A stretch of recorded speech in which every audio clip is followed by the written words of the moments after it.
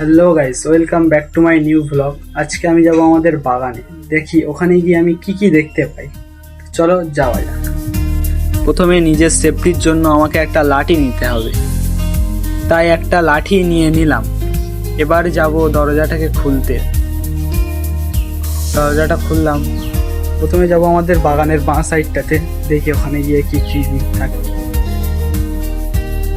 তাই দেখি বাঁ সাইডটাতে নিচের দিকে এটা ওটা খোঁজাখুঁজির পর দেখলাম একটা আম পড়ে আছে, কিন্তু আমার তো ভাগ্যটাই খারাপ, আমটা তো খারাপ। এবার আমি যাব আমাদের পুকুরের সাইডটা। যেতে না যেতে গাছগুলোতে দেখলাম লেবু হয়েছে, দেখছি অনেক। আরে ভাই, এটা তো অনেক লেবু হয়েছে গাছগুলোতে। আম গাছগুলোতেও কত সুন্দর আম হয়েছে ভাই, ভয়ও লাগছে, তাও আমি এসছি।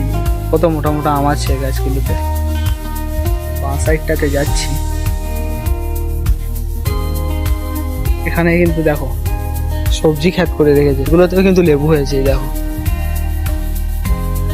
এই দেখো। ভয়ও লাগছিল, তার জন্য লাঠি নিয়ে এসেছি, কোথা থেকে সাপ পোকামাকড় না বেরিয়ে আসে। তো গাইস, এই ছিল আজকের ব্লগ। ভালো লাগলে চ্যানেলটিকে সাবস্ক্রাইব করো।